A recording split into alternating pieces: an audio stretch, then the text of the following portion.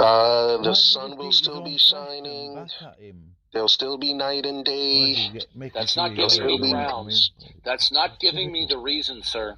You're asking me what I meant. You're asking that's what I mean. The future will definitely be like the past. Understanding. Listen to me. You're not. So be clearer on your question. You got to be clearer on your question. If you don't stop bickering with me, I'm going to kick you. You are not understanding. You may have to kick me because you're not allowing me to speak. I'm going to kick you. I'm talking over you because you truly do not understand the issue. Okay? Now, why will the future resemble the past? Why? Because there'll still be sunshine, night and day. You're not understanding the question. All you're just simply saying is the future will be like the past. And I'll say, well, why will it be? And your answer is because the future will be like the past. That doesn't answer the question. Because why? Listen to me carefully. Because the laws of nature will still exist. Okay, because the laws of nature will still exist in the future. Why do the laws of nature exist? Nobody knows. The laws of nature? Nobody knows. Listen to me. Okay, so now what you're saying is, you are saying that the laws of nature are absolute for no identifiable reason. Just because. Okay, now, do you know what that's called in philosophy? That's called a brute fact. Now, you have no identifiable reason why the laws of nature will continue. You just say they will continue. Well, why will they continue? And your answer is because they'll continue. That doesn't address the question. Why are there laws of nature in the first place?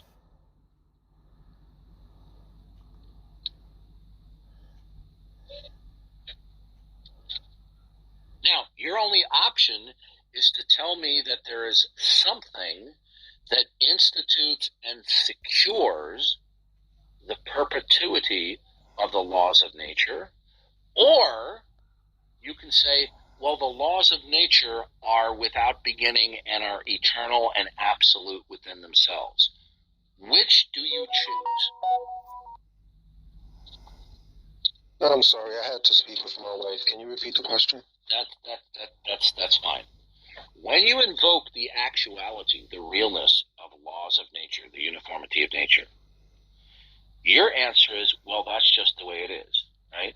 Well, that's invoking the laws of nature as a brute fact. Now, is there a reason as to why the laws of nature exist independently of the laws of nature that institutes and secures the laws of nature in continuance?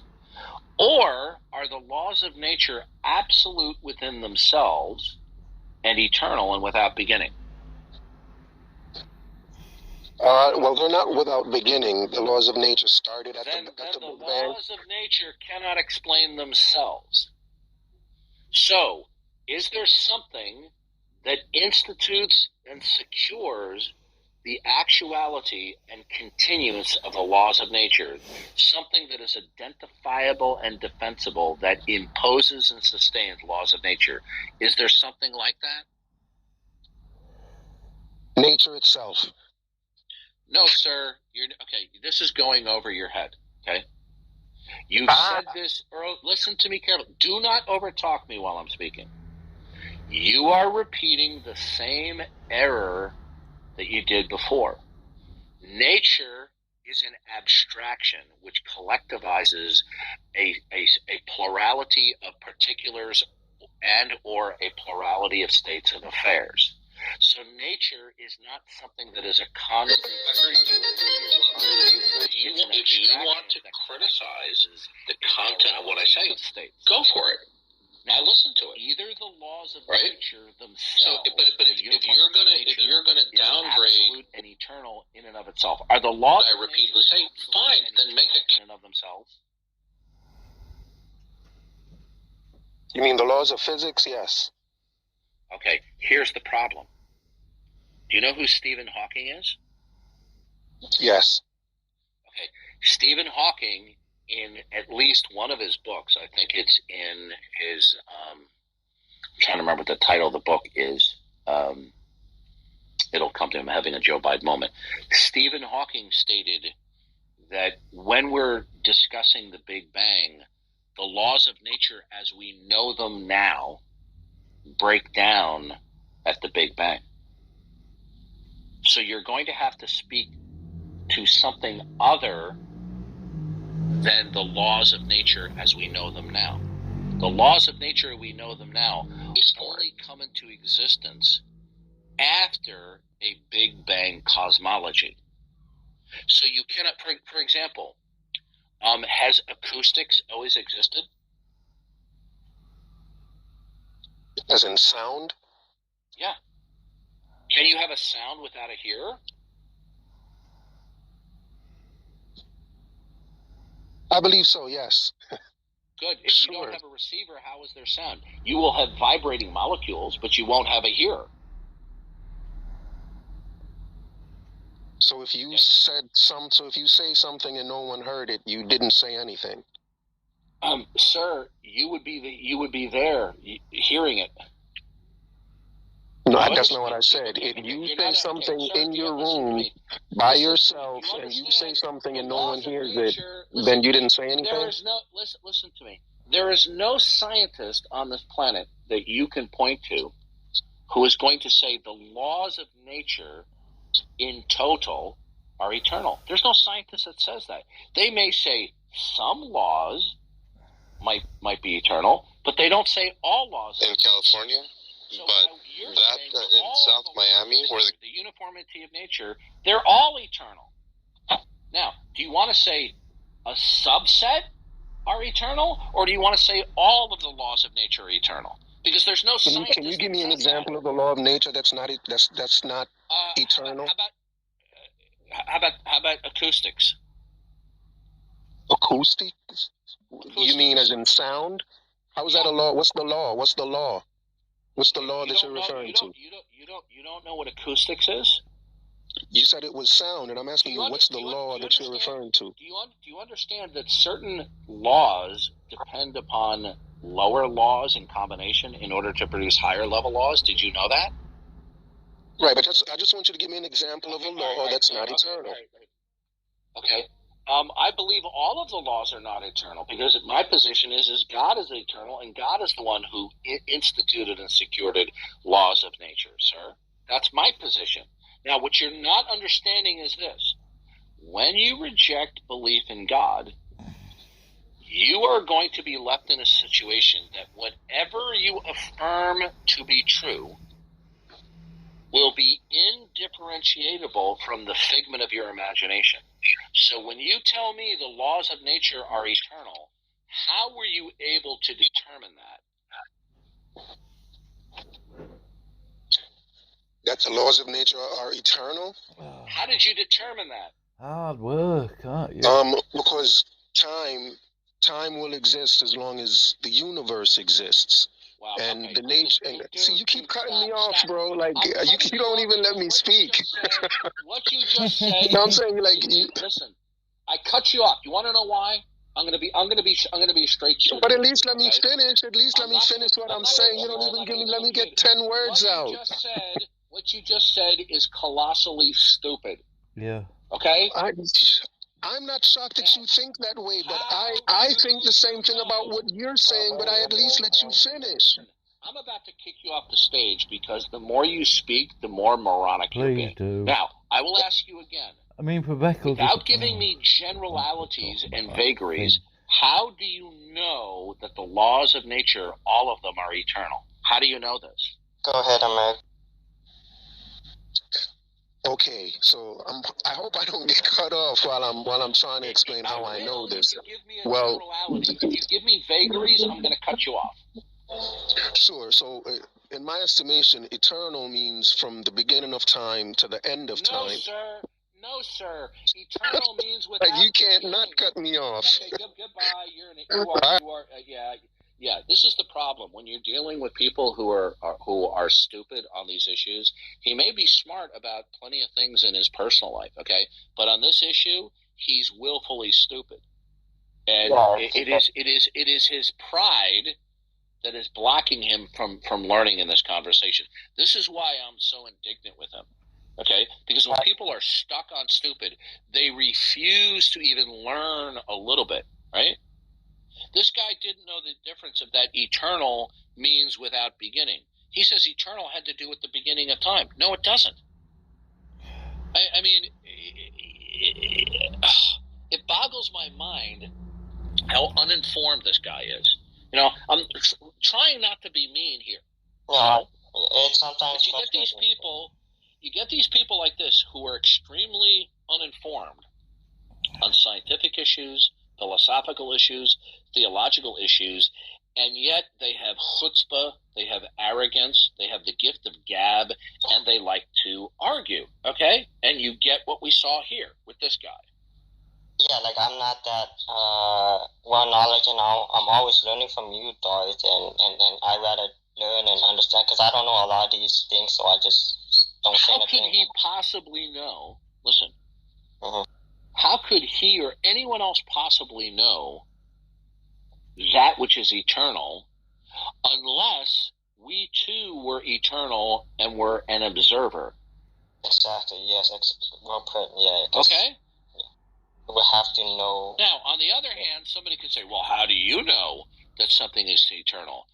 Well, the answer is that which is eternal, if it is a mind, it is a personal being, an agent, and has the sufficient characteristics and attributes, such as the God of the Bible, then that God can communicate to us in a way that we cannot be wrong, that he is eternal.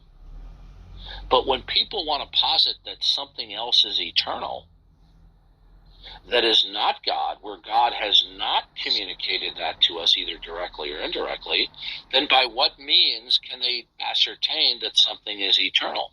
Is it going to be by their experience?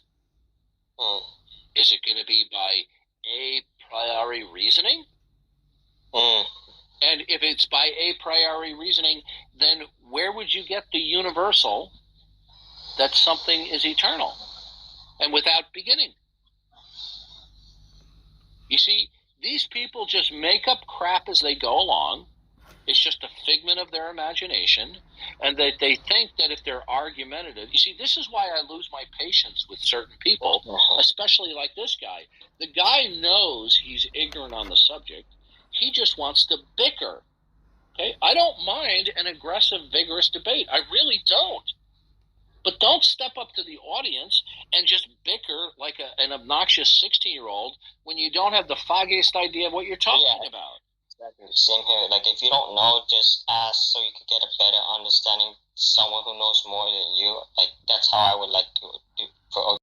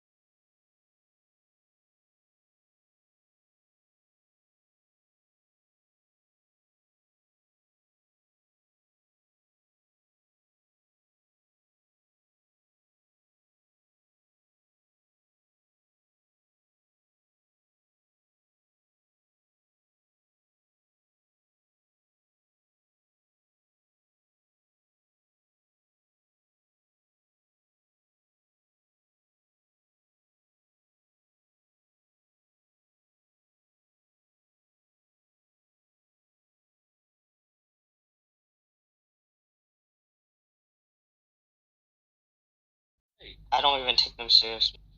Yeah, thanks for that, Darth. Hey, Darth, yesterday I opened a room and this one lady... How ignorant that is. Tina, she was asking about the Trinity, and I tried to explain it, but I couldn't articulate better, like, so I just referred her to... Was Tina, is that Godless Girl? No, it's some other woman. It's some other woman. Well, what we say is the Trinity is that there's one God, and that God has revealed that he's one God, and that within his unity or oneness, there is a diversity of persons within the unity of the being of God. Okay, it's that simple. Yeah, because so when we say that the Trinity is God, or we say the Father is God, Jesus is God, or the Spirit is God, what we are saying is those personas that we're invoking possess the attributes that only God could possess. So does the Trinity collectively possess the attributes that only God possesses? Yes. Does the Father possess attributes that only God could possess? The answer is yes. Okay? Yeah, it's because now what we're not saying is that the Father doesn't possess the characteristics of, quote, the Trinity, but he is coextensive and co-unified with the Spirit and the Son. Yep. So when we say Jesus is God, we're not saying Jesus is the Trinity. We're saying Jesus is qualitatively God in that he is eternal. He's omniscient. Right? Yeah, it's like he's omnipotent. Right? Yeah. So what we do is, what you want to express is you want to tell people the world around them, they believe they possess a certain degree of intelligibility. And the intelligibility of the world around them consists of both the unity and diversity of things. Okay? Mm-hmm. If all we had exclusively was unity without diversity, or vice versa, there wouldn't be intelligibility. So intelligibility Darth requires like that there be both unity and diversity. And I genuinely believe that some made people a want to fool of say that the himself. doctrine of the Trinity, that God is one God, one being, subsisting in three persons, is Or illogical. not, but I don't think it did. Based upon what? Okay? Well, it's because they want to believe that God is Unitarian. But they haven't demonstrated that God is Unitarian as opposed to Trinitarian. So God's internal sharp individual, you're kidding. Exists in part because he is both unified and diverse. His unity and diversity are equally ultimate. None is more ultimate than the other. Yeah, and so what we have in the Godhead of unity and diversity is complete internal coherence within himself, as one God subsisting as three persons. God then creates the world, and the coherence that the Godhead possesses is reflected in the creation by their both being unity and diversity. So when people object to the doctrine of the Trinity, you just simply ask them, are you objecting to God being both unified and diverse? Okay? Do you think that that's a contradiction in terms? Because it's not. They might want to believe that it is, but it's not. If they reject the notion that something can possess unity and diversity, resulting in coherence and intelligibility, then how does that fare for their world? Remove unity or diversity within their worldview scheme, and they lose intelligibility. So you see, God being both unified and diverse in equal ultimacy, reflecting back into creation, reflecting himself, results in a world where there's coherence and intelligibility. And if they want to reject that unity and diversity are illogical, then they have now destroyed the intelligibility of their world. So then we ask them, well, what is more ultimate in your world, unity or diversity? Which is it? Mm-hmm. And then they're going to go, Yeah,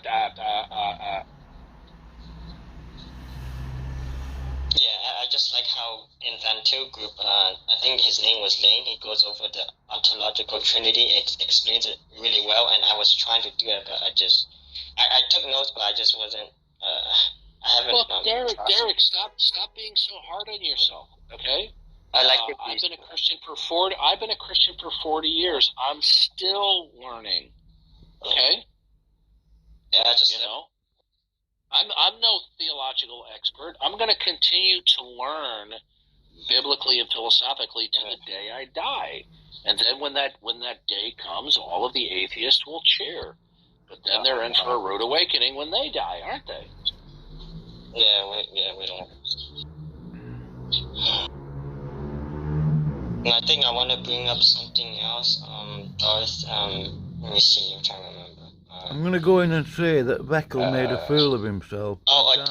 David Hume's guillotine, because they want to always bring up like it ought to be, or it Beckel is, so it ought to be, so they derive. Oh, they're talking. Oh, they're Beckel talking is about okay, as sharp as a the, butter knife. The ought is distinction. Yeah. Well, I would say to them, I would say that we ought to conform ourselves to the ground of all being, because to do so is detrimental. So if you don't care about having detrimental consequences to oneself, then you won't follow that ought. Look, the bottom line is simply this: these are just people who are God haters. Okay. They will pretend that they're not God haters, but it's easy to show that they hate God because they don't have a rational basis for their non-belief. They hate God in the sense that they love their own would-be autonomous mind as opposed to bowing their mind as being creaturely and being in submission to the mind of God. So in that sense, they hate God, right? So they just want to play all of these, what they want to do is they accused me years ago of only picking on white belts or low-hanging fruit. But this is precisely what they actually do. And their accusation that I did it was not true. And they don't say that anymore. So what they just do, look, when you listen to these people over and over again on these recordings, it's clear what they're doing. They're sophists. Okay, I don't say that as being glib and cavalier because I just simply disagree. It is undoubtedly clear to me that they're sophists because their rationales are pseudo-intellectual. They simply don't hold up to examination. Like, for example, let's take the issue of falsifiability. They will wield that around saying, well, if it's not falsifiable in principle, it's unworthy of belief. And therefore, since God is unfalsifiable, well, you better hope that God as the absolute and the ground of all being is unfalsifiable. Because if you hold to the principle that the only beliefs that are worthy of belief must be in principle and falsifiable, then that means that no belief, especially your ultimate commitment, isn't necessarily true, and all the beliefs that derive and depend upon that cannot ever be considered necessarily true. Yeah. Therefore, truth and falsehood claims are unattainable and unapprehensible in their world.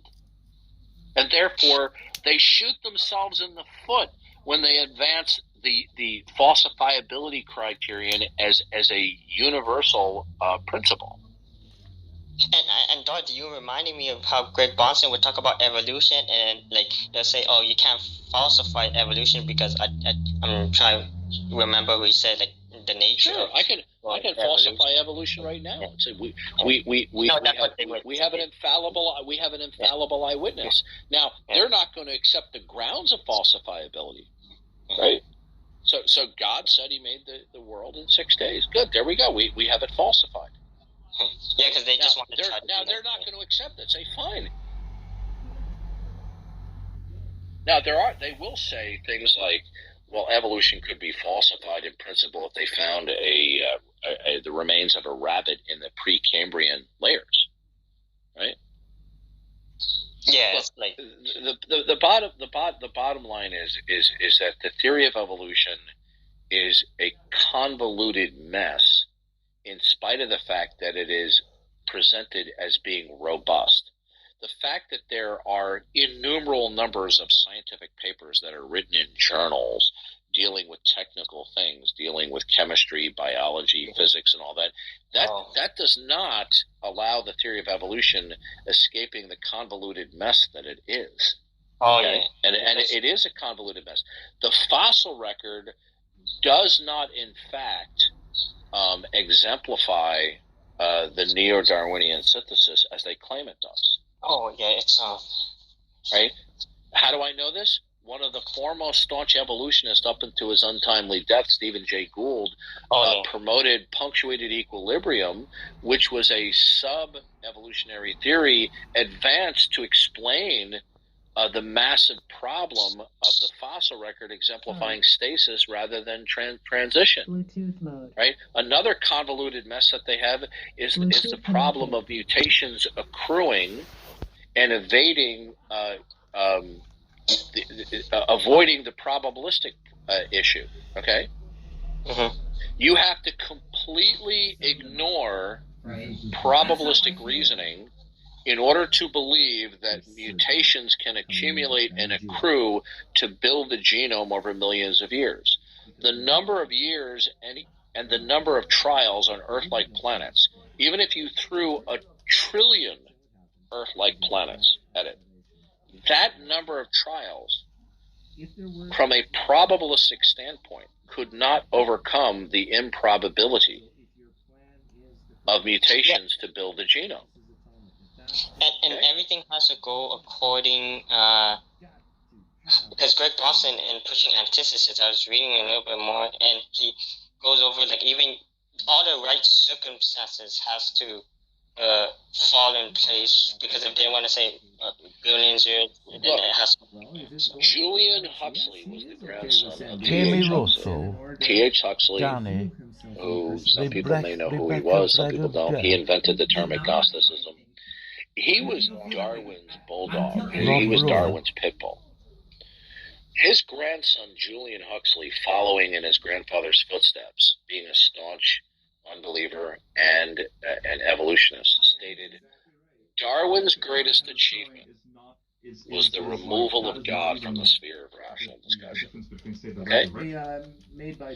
The reason why the theory of evolution is so ubiquitous, the reason why it metastasized in the scientific community and in academia is because starting in the late 19th century and growing over time, more and more people who were studying science no longer wanted to acknowledge God as creator.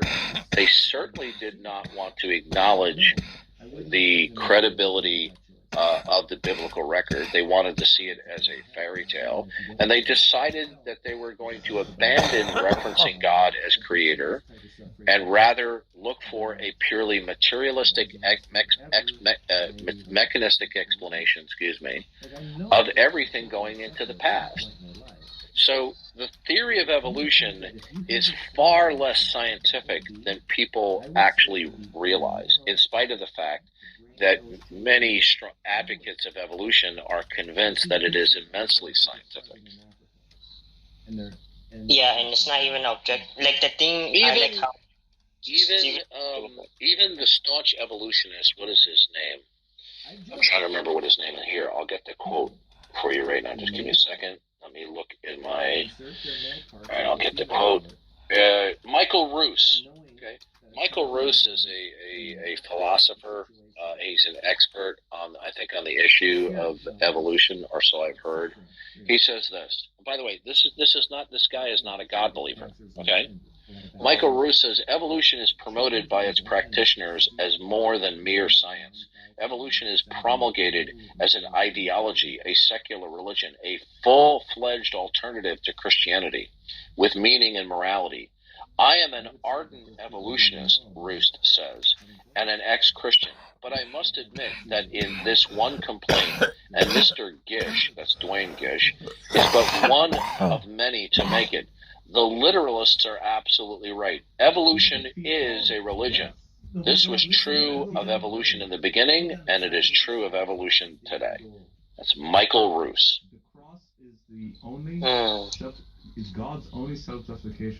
Yeah, I wish I could just remember what Stephen J. Gould, because he just told the secret word they don't want people to know about, because it's not.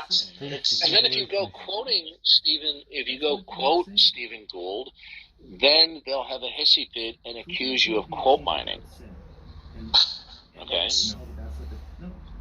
Right? can't win. It seems just can't win. And by the way, it's not just Stephen J. Gould himself. Yeah, there's others. I can read you a quote right now, a book by an evolutionary scientist. I can't remember what his name is off the top of my head. I'm having a Joe Biden moment. Dr. Eugene Koonin, he wrote a book called The Logic of Chance, and it's a defense of evolution. The guy is brilliant, right? I'm reading through the book, and I'm just saying, I can't believe how smart this guy is, even though I disagree with him. And he categorically states in the book that the fossil record is a huge mess in terms of supporting Darwinism.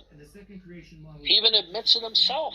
And this guy is a world-renowned expert on biology related to the theory of evolution. Okay, nobody questions this guy's credentials or his belief and commitment to evolution. That's why he can exercise humility and admit to these problems, because of his strong confidence. But there are other people who have, confidence in evolution, not to the same degree in terms of their academic achievement, but they're not so humble to admit what they don't know, that the fossil record really is a hot mess to support evolution. Yeah, like Darth, I even said this before. Like I would use the word link, but I don't think that's the good way, because Greg Bonson used that word. I'm just trying to use. I wouldn't use the word link. I would say that resemblance or something. The mineralized fossils that we find, the creatures that we find, they appear abruptly and they disappear abruptly without numerous transitional forms. Okay? Now, this is recognized by some of the world's top paleontologists, but there are other people who are staunch evolutionists that will balk at that and will say to the contrary, but it's simply not true. Okay? Like, for example, they'll appeal to, for example, I was watching a graduate student who was working on his PhD in science and religion, and he is somewhat of an expert on evolution. He believes in God, and he strongly believes in evolution. But he was critiquing Aaron Ramanujan, claiming how strong the evolutionary transition. And yet we want him to kill people like Hitler. Yeah, but I do think you're abusing the flood story a little bit, because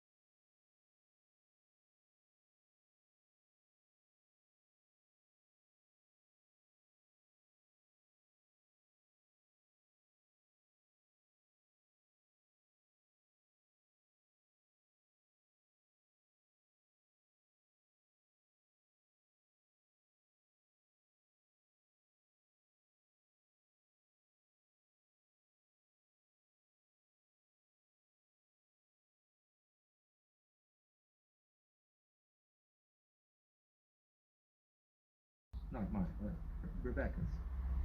And you use such vulgarity. You know, you're better looking than me, Danny, but I have more tact. Okay, I came up with a new thought experiment last night for Rebecca.